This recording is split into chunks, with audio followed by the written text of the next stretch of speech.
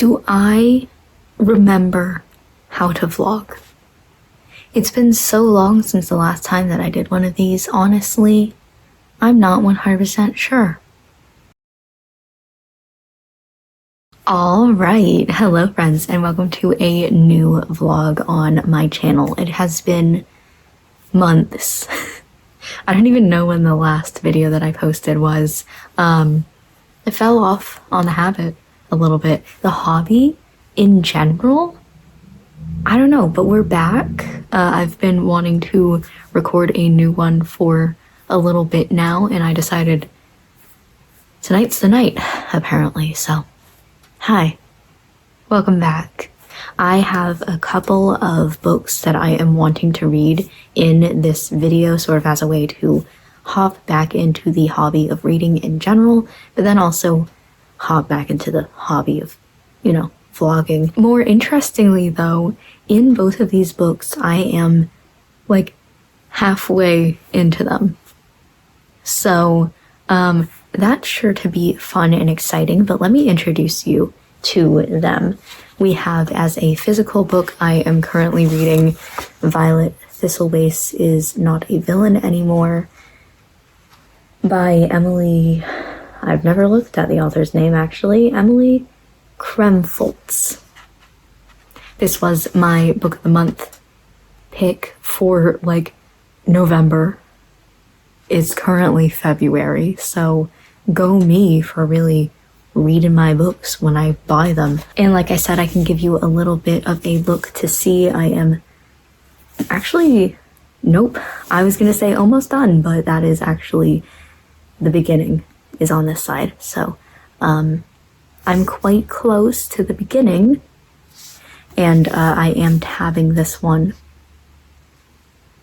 So that's what the tabs look like. Oh no, I thought I was further into this than I actually am.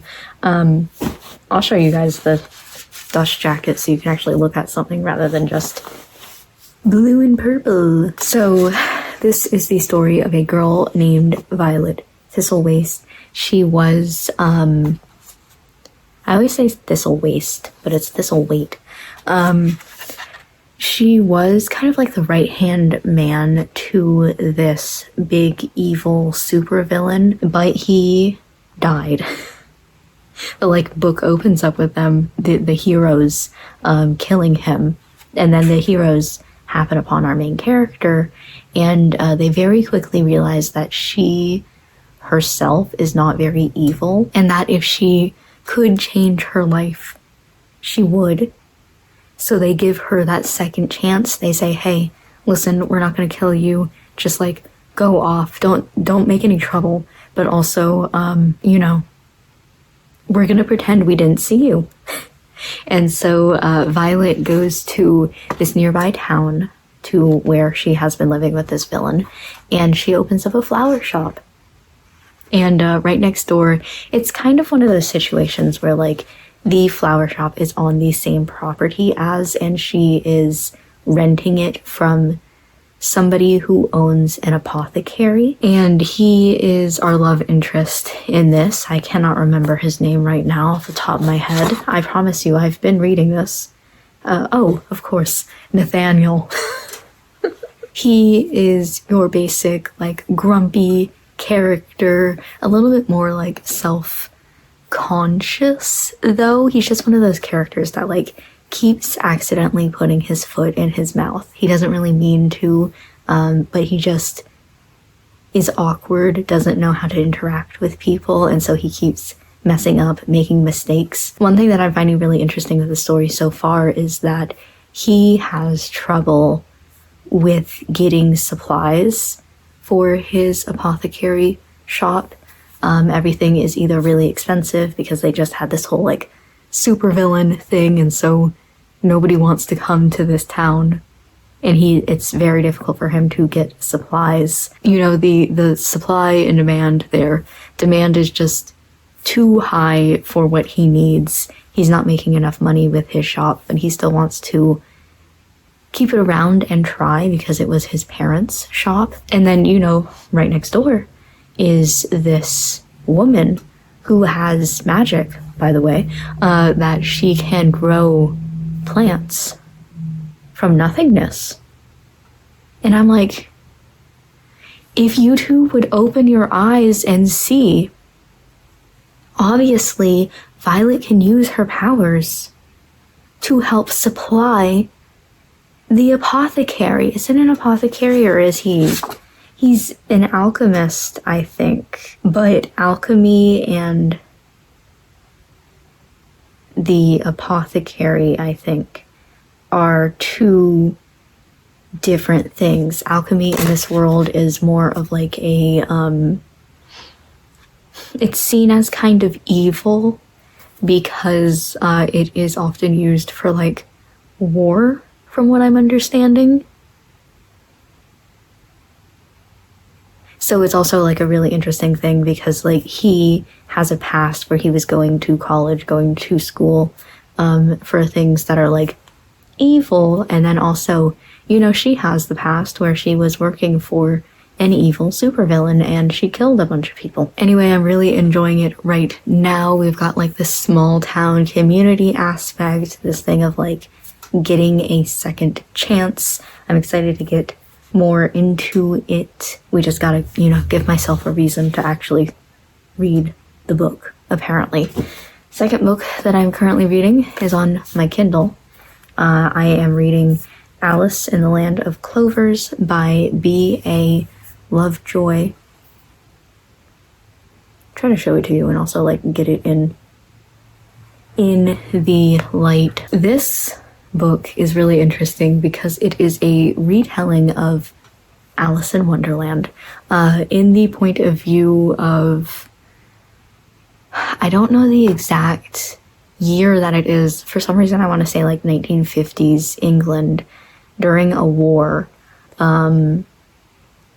where like not only is it a retelling in which the main character sort of gets transported into the world of Alice in Wonderland, but also like she is very familiar with the story of Alice in Wonderland because her father really enjoyed the story, and so she is someone who simultaneously knows Alice and also is Alice, and I find that really interesting. There are a couple of things that are different, of course, from the original story, and that she has to kind of figure out. It has been a really long time since I watched the Alice in Wonderland movie, and I never read the original book. I assume there are, you know, differences between the book and the movie. And so what I'm really enjoying about this is the fact that it's really obvious to tell that the author, B.A. Lovejoy, really knows Alice in Wonderland and is putting all of these little details into it. Like, really obvious to tell that they know the source material like the back of their hand. I am currently 88 pages, 44% of the way through this book right now. And like I said, I'm enjoying it. I'm also enjoying the ways that real life has been put into this story. We're basically starting with the main character, who is about to be forced into a marriage that she does not want with a man that she does not like. And then she starts chasing this rabbit who has her father's pocket watch, falls into Wonderland, and then is immediately put into this, like, well, now she is about to be forced to be engaged to the rabbit who needs to marry her in order to become king. It's very interesting so far, and I'm enjoying it. But for the content of this video in particular, I'm going to start by finishing up Violet Thistlethwaite, and then I am going to hop into Alice in the Land of Clovers. And I think that's all that I need to say in order to start this video. So we're gonna see if I can get back into the habit of vlogging. Yes, Another thing that I'd like to mention that I am really enjoying in Violet Thistlewaste is that we keep getting these pages where we have the two side-by-side stores, and every so often one of them will change their sign and the other one will have something that complements, goes along with the sign. So in this example, Violet's sign says putting the whim in whimsical, and Nathaniel's sign says this isn't just a whim, this is our family's legacy. They're somewhat competing while also not being in the same market, and it comes off more as like sarcastically poking at each other rather than like an actual fight throughout the signs. But either way, I can't remember how many of these I've seen so far. This is maybe like the 5th, but I am really enjoying these little additions.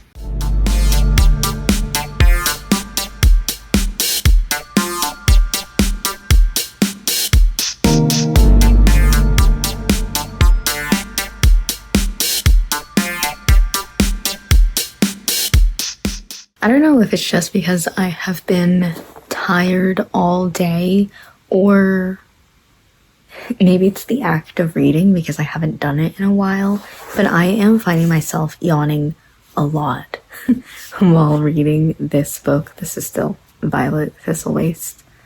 Thistlewait. I'll say it correctly one of these days. But I did do a good chunk of progress. We started like around here-ish. And now we've probably read about another third, maybe a little less, of the book. I have about 125 more pages-ish until I am done with it, which is a very manageable number.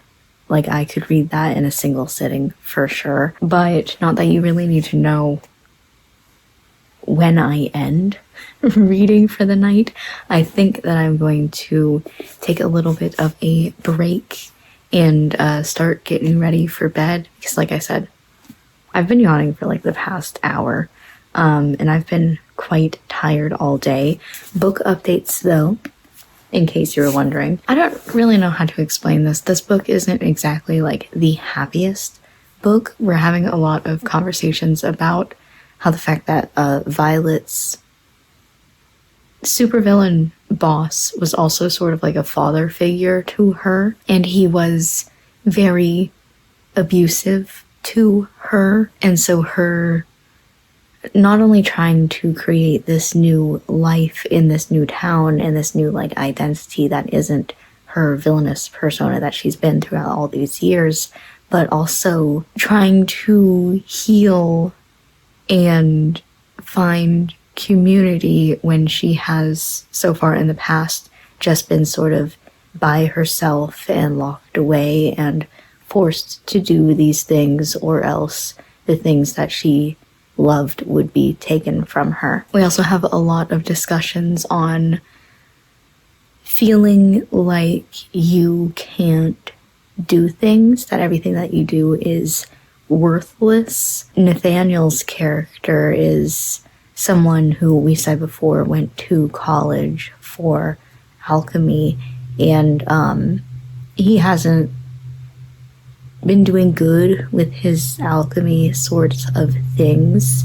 Like we talked before, he used to work for like the Queen's military, making things, and then he didn't like the way that that was going and the things that he was needing to create, so he came back home to work with his family's apothecary. And the feeling like he's not good enough, there's also quite a lot of debt in this apothecary, and so he's monetarily restricted by the things that he can do, and kind of worrying about the bills before the bank takes away his family's apothecary that they've had for years. And so it is not quite like the happiest, cutest little like, oh my god, flowers story that you would really expect,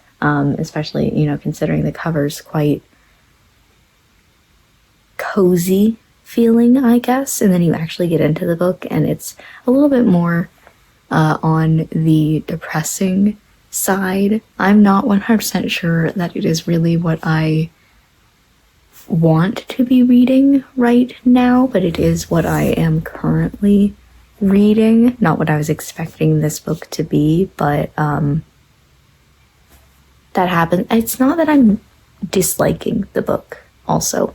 It's just that, like, I'm not really in the mood for it, and that's perhaps maybe why it has taken me so long to read, like months of it just sitting, gathering dust as I don't read it, because I've started to read it, been like, put it down, and then, you know. But I am excited to be able to probably finish it the next time that I sit down to read. I'm hoping that is somewhat soon, if not tomorrow. But like I said, this video is mostly just me getting back into the habit of reading, the habit of just doing all of these things in general, and part of that is carving out time throughout my day and finding when I can read, when I can start doing these things again. So I know I have quite a few things that I need to do tomorrow. And I'm not 100% sure that I will be able to make time in my day for reading, but I am going to try my best. And I will take you along with me for the journey as I attempt to find time.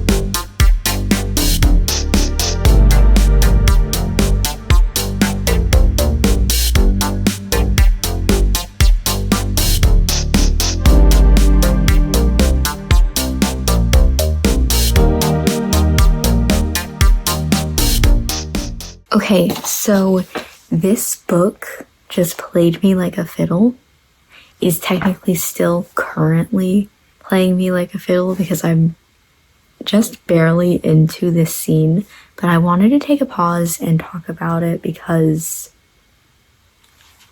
what a surprise. So if you have read a lot of books, you'll sort of get this understanding of the way that books work.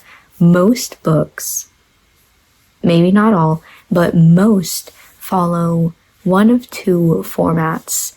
Either the entire story is something bad happening to the main character, another thing bad happening to the main character, another thing, you know, going on and on and on until we get to the climax where something good happens to the main character.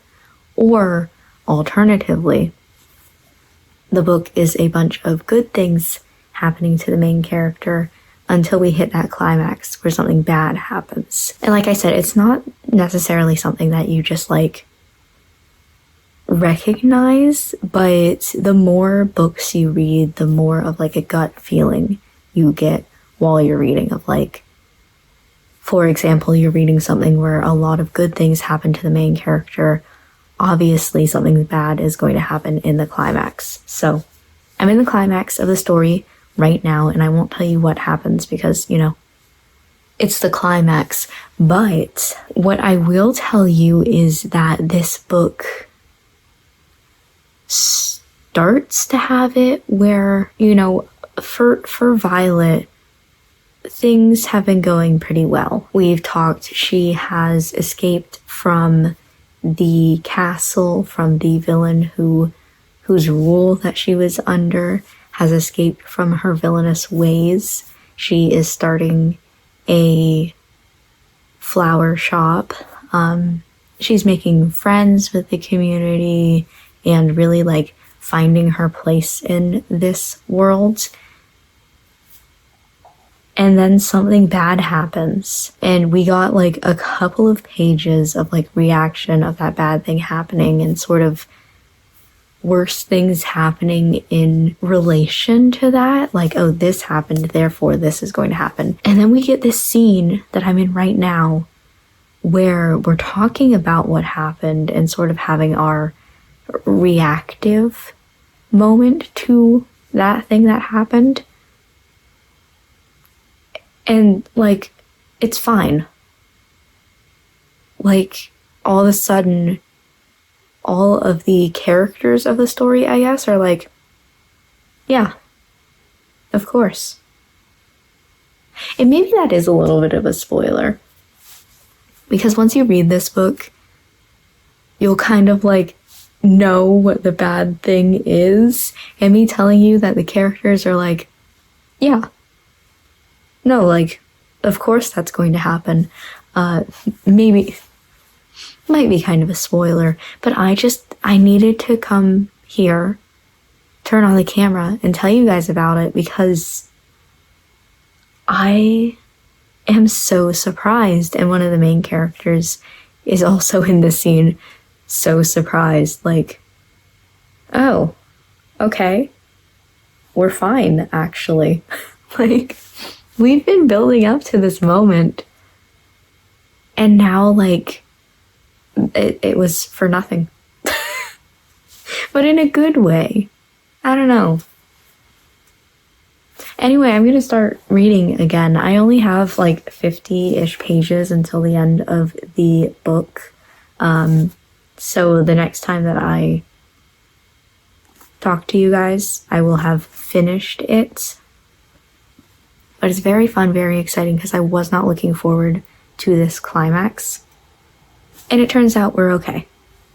Okay, so it's only been about 30 minutes since the last time that I talked to you, but I knew it wasn't going to be that long until I finished this book, and now I am here to tell you about it. It's a little out of focus. Maybe using cinematic camera for when I'm talking about books is not the best idea. Oh well, we're learning with every single video. So general thoughts on the ending. It was very cute, very wholesome. I liked it a lot, and I liked the way that the story was going. However, one thing that I will say is that it didn't leave a very big impact on me. I feel like it's going to be kind of forgettable as a book, and I'm not entirely sure if that's just because I didn't love it. You know, if somebody who reads this and like absolutely loves this is their favorite book of all time, is going to have a different experience and like be watching this video later or whatever and be like, what do you mean it wasn't memorable? This is like, I'm going to be thinking about this forever, you know? But to me personally, I don't think that I'm going to be thinking about it after like a week from now. It was enjoyable. I liked it, but I didn't love it. Anyway, I've been on the fence recently with whether or not I should be giving books star ratings, because on one hand, I want to get away from how I used to review books and the, I guess, sort of obsessive qualities that I had with reviewing books. I just feel like it was not very good for me, and I am trying to distance myself away from that, but also simultaneously, I like giving you guys a reference as to how much I enjoyed a book, and the best reference that I can think of is by giving it a star rating, you know? And plus, you know, with me making these videos, I'm telling you about my thoughts on the book anyway, and is that not a review? Anyway, I would rate this 4 stars, which is my generic. I liked it, but I didn't love it. It was really good, really cute, really a lot about community, which is something that I really enjoy And just seeing Violet come to this small town and make a life for herself was very nice to read. With that being said, I'm going to start tonight, but I don't know if I'm going to finish it tonight. Y'all, like Patrick on my wall back here. My mom made it for me. She was making something with like wooden stars. And she was like, what do you think I should paint this one to look like? And I sent her a picture of, you know, Patrick Star with the thigh-high boots. And then she just gave that one to me. He has a face and everything, but the blurriness, I know you guys can't see it. Anyway, I'm about to hop into Alice in the Land of Clovers, which we talked about earlier in this video, but listen, it's been a while. I don't know that I'm going to finish this tonight. I know I'm about halfway through it and that it did not take me very long to get halfway through it. But I don't know because it's also almost midnight. I'm only going to be reading for like another hour. I'll let you know. Okay, I promise you that I have moved from the last time that you saw me here. It's just that this is like my default location, you know? And so, listen, I sit here a lot. So, I don't even remember how long it's been since the last time that I talked to you guys. 24 hours, 48 hours. Enough of a time that it's like I should remember, but I don't. So, congratulations. I've read 2% more of Alice in the Country of Clovers. In the Land of Clovers. I'm going to do that every single time that I think about this book because I keep thinking about the manga, which is Alice in the Country of, and then all the names, all the like card names. And then this is In the Land of, and all the card names. They're so similar. Anyway, I've read 2% more of this book and I really want to DNF it. Am I a bad person if I DNF a book? I know I'm not. I know that it's okay if you're not enjoying a book to DNF it. But I also know I feel bad if I DNF it because what if it gets better? But also, I'm at 52% and I'm like, I don't want to read this. I just straight up don't want to read this. I don't know if it's because I put it down for a while and now I'm trying to get back into it, but I don't remember most of the characters, we'll say. And so I'm trying to like jog my memory while I'm also reading or what it is exactly. But I just feel like right now we have so many characters that I'm trying to keep track of and we aren't really doing anything. So far it has been the main character goes to a place, she talks to the characters. She goes to another place, she talks to the characters, but nothing really happens. You know, we're just having these discussions and the characters will kind of like not answer her or they'll be like, hey, talk to me later. And so later she talks to them and they either don't answer her or they say, hey, talk to me later or talk to this other person later. And it's just like, can we do something, please? It's been a while since the beginning of this video, so I'm going to explain to you this book again. I know I did vaguely, but we're going to do it again because I have more things that I want to say. So, main character. She lives in England during a world war. I don't remember which one. Is it one? Is it two? Who knows? But war is happening. Her dad died. I had to think about it. I was like, did he go missing? No, he's dead. And he always told her the story of Wonderland and Alice in Wonderland. One day she is getting kind of like proposed to by this boy who does not matter. And while that is kind of happening and they're getting into an argument because she does not want to get married to this boy, she kind of hates him, the White Rabbit goes by with her dad's pocket watch. And she's like, hey, that's my dad's pocket watch.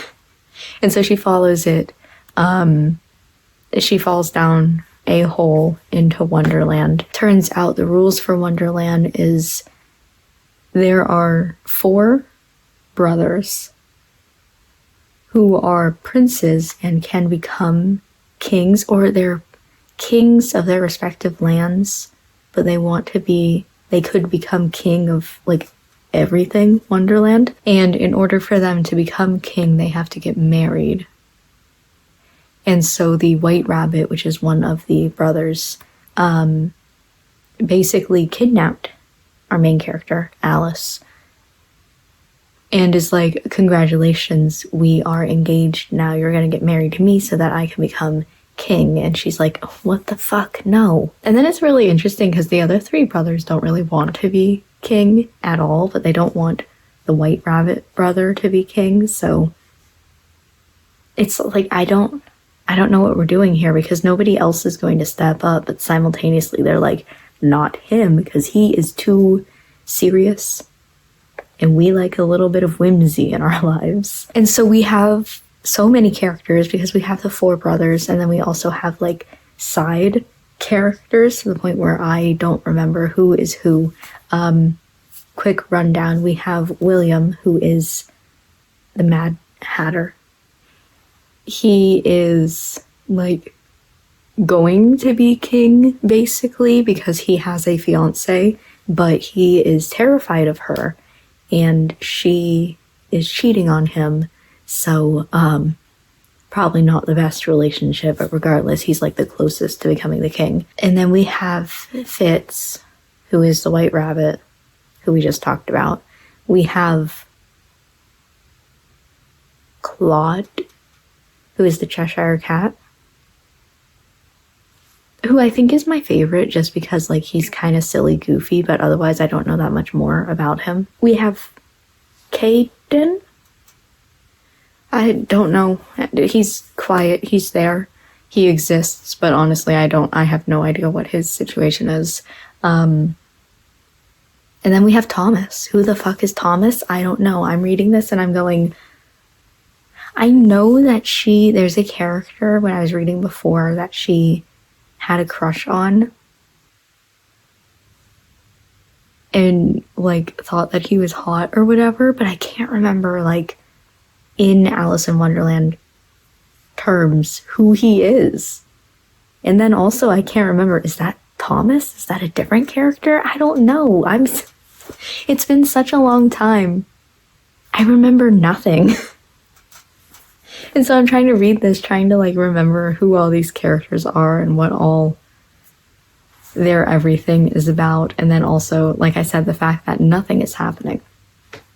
She wanted to go talk to William, the Mad Hatter, because he was supposedly her father's like bestie in Wonderland. And she thinks that he is the clue to getting her out of Wonderland. So she goes to this house party where he's supposed to be, but he's not.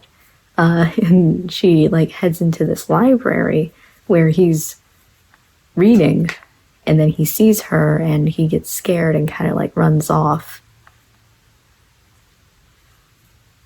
And then there's something about like talking to somebody else later, and I don't know.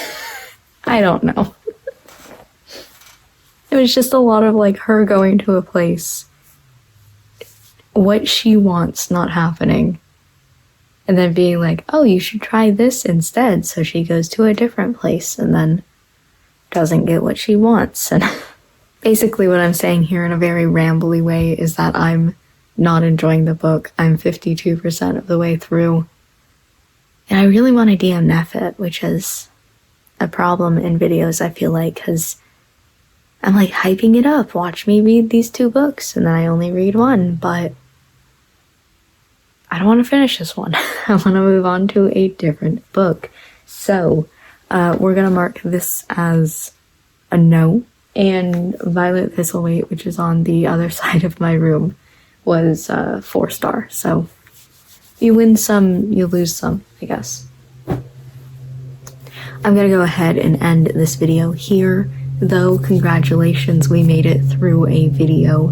Definitely something that I have to get used to again, and so it's going to be a little bit awkward, but let's be real. All of the videos on this channel are a little awkward. I'm a little awkward of a person. Next video, I know that I want to do another book reading vlog focused on like one book in particular and my life surrounding reading that book. I cannot decide though if it's going to be a reread of It Happened One Summer, because it's been a while. I don't fully remember that book and I want to reread it and see whether or not I want to get rid of it or keep it on my shelves.